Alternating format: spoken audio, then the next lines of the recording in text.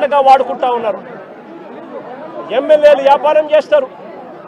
మద్యం దగ్గర నుంచి, ఇసుక దగ్గర నుంచి, మట్టి దగ్గర నుంచి, నియోజకవర్గంలో జరుగుతూ ఉన్న ప్యాకాట క్లబ్బుల నుంచి అన్నింటిలోనూ కూడా ఎమ్మెల్యేల దగ్గరుండి నడిపిస్తారు.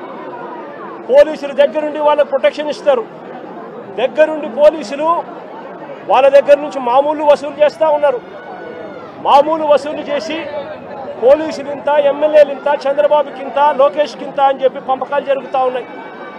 రాష్ట్ర వ్యాప్తంగా ప్రతి నియోజకవర్గంలో ఇదే జరుగుతూ ఉన్నాయి. ప్రతి గ్రామంలోనూ బెల్ట్ షాపులు కనిపిస్తూ ఉన్నాయి. ప్రతి మందు షాప్ పక్కన పర్మిట్ రూములు లేకుండా ఇల్లీగల్ పర్మిట్ రూములు కనిపిస్తూ ఉన్నాయి. ప్రతి పర్మిట్ రూమ్కు డబ్బులు తీసుకుంటా ఉన్నారు.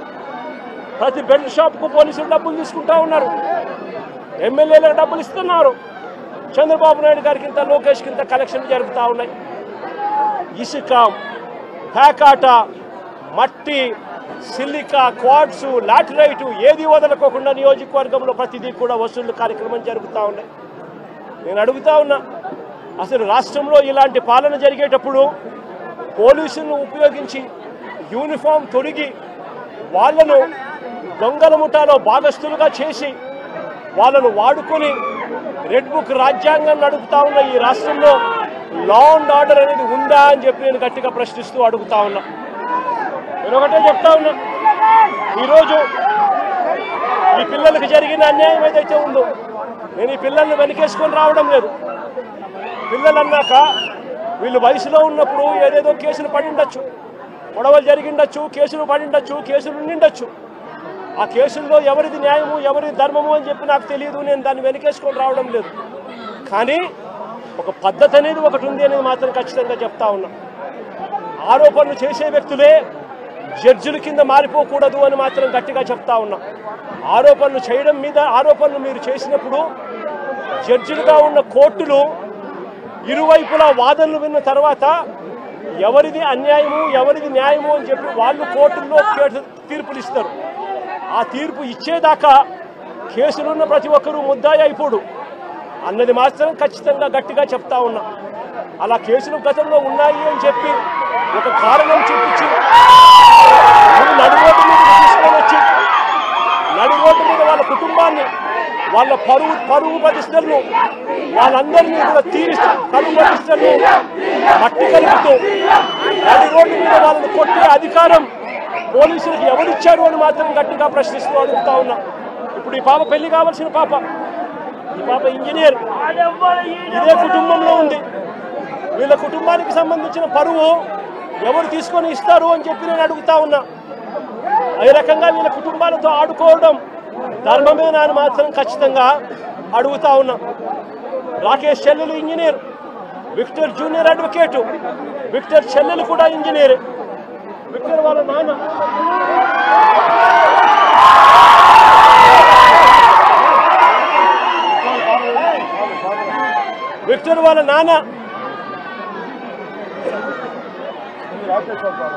రాకేష్ వాళ్ళ విక్టర్ వాళ్ళ నాన్న ప్రజాశక్తి రిపోర్టర్. విక్టర్ వాళ్ళ నాన్న ప్రజాశక్తి అనే పేపర్కు మాజీ రిపోర్టర్. అంటే ఒక మాజీ రిపోర్టర్ కొడుకు పరిస్థితి ఇది. ఒక మాజీ రిపోర్టర్ కొడుకు పరిస్థితి ఇది.